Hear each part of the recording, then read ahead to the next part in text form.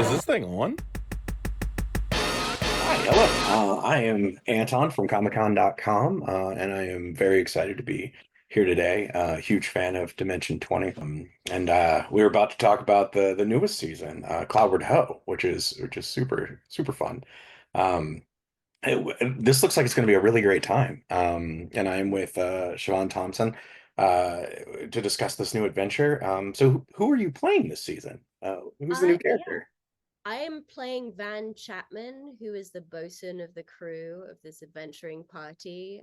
She's a big, burly fighter, with a tiny little husband called Bert, who at the beginning of this season, has retired and is running a small plates, large plates gastropub in the sky.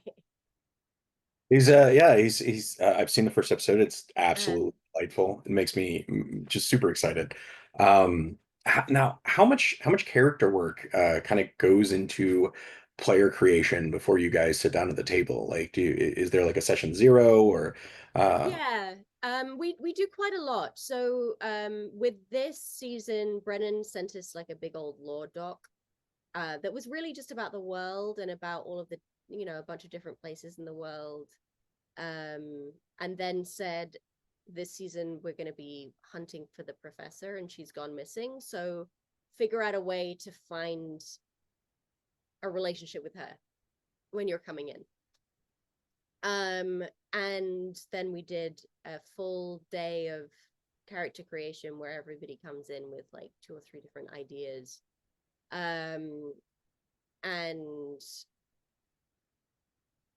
we sit and talk about, the world and relationships and what the best party makeup would be, based on all of these different pitches.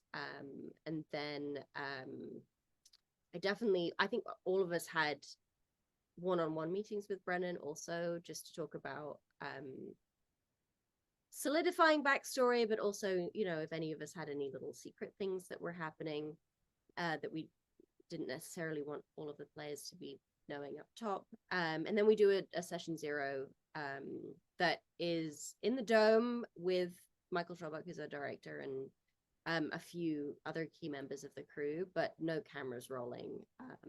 And that for us is mostly to make sure that the acting work is working and making sure the voices that we're doing are not going to be annoying to do for 20 episodes.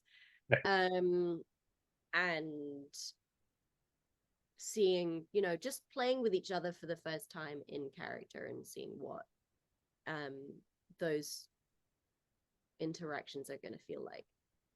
that's really cool. I mean, I like that you get to explore the space and kind of find out where the voice clicks before, you sit down and kind of as a group at the table and do it in front of the cameras.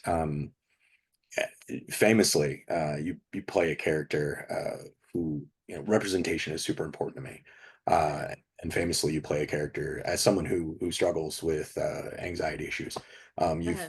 played those sorts of characters. I was kind of blown away this season to see that you're playing a character with prosthesis. Yeah. As someone who uses a wheelchair, has been disabled since Uh-huh. birth, mobility impairment and Yeah. AIDS. That's my day-to-day life. Yeah. I can't get out of bed without one. And I mean, that's such a powerful thing to explore at the table in such a public space. What draws you to kind of explore those underrepresented voices? Because it's so important and it's powerful what you're doing. I think that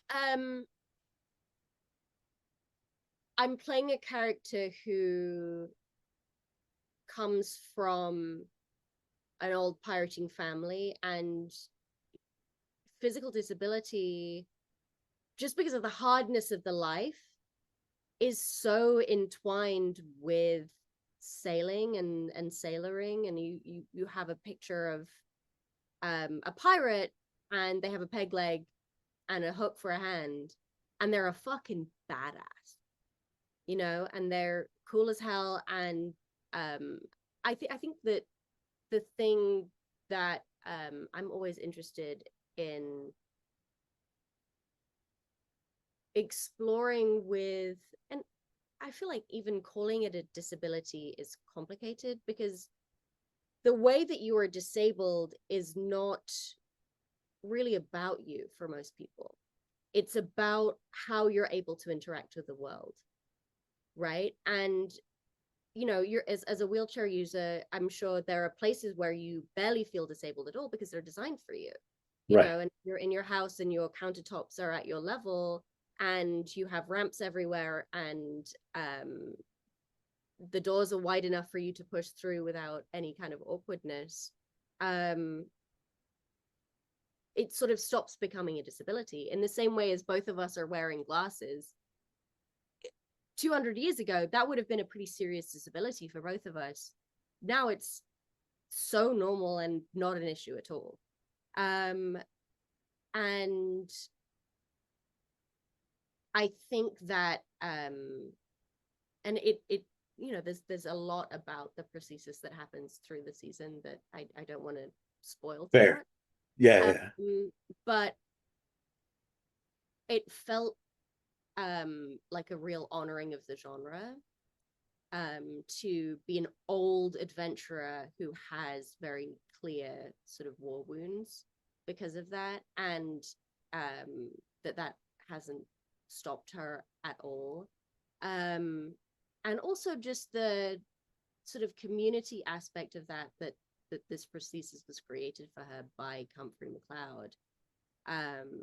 That it's something that she would not have been able to do on her own, but because she has this relationship with this genius woman, the day-to-day of her missing one of her arms is actually it's not that she doesn't think about it, but it doesn't get in the way of what she wants to be doing with her life, in a way that's sort of the ideal of disability, right? Is to live in a world where the accommodations are there for you. Right, and there was no hesitation to jump into adventure, and the story starts with this beautiful flashback, and then we kind of get up to speed fairly quickly in the narrative, and so often it feels like disabled people are a very special episode, right? We're very tokenized, and so we're seen once and then never in Bayside again, or whatever it may be. And with this, there wasn't like a, oh, I'm missing my arm now, and therefore I must be overweight or sad, or these negatives. It's such a powerful representation of a character who has a very forward facing accommodation that they've made.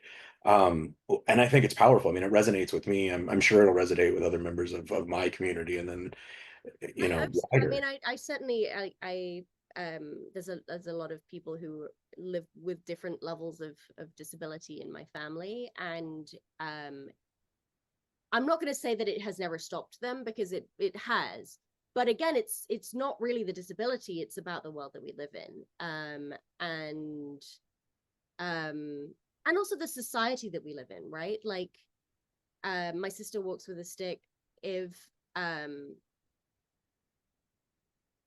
people are accommodating to her, if people see her and go, you know I'm sitting, but let me stand so you can take a seat, like that is something that can make or break her day. And I think for me, it seems so obvious to it's such a key part of the world that it just felt very obvious for the character.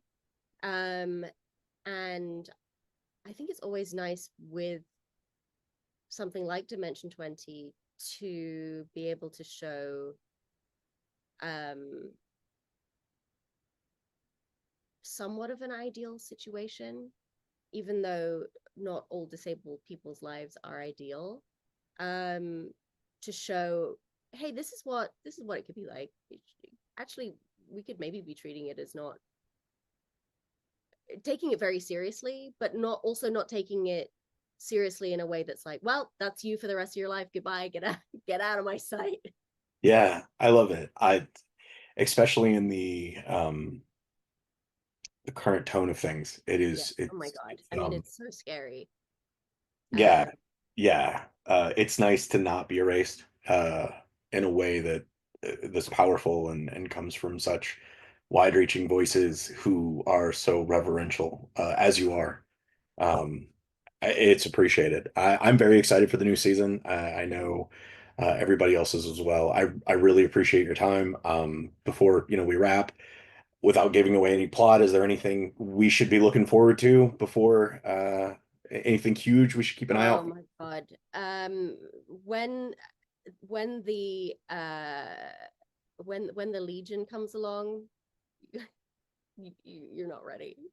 You're not ready. It's so exciting. It's so good. Thank you so much. I really appreciate it. I know these days are super busy. You're amazing. Thank you for all you're doing for us. You're It's very sweet. wonderful. Thank you.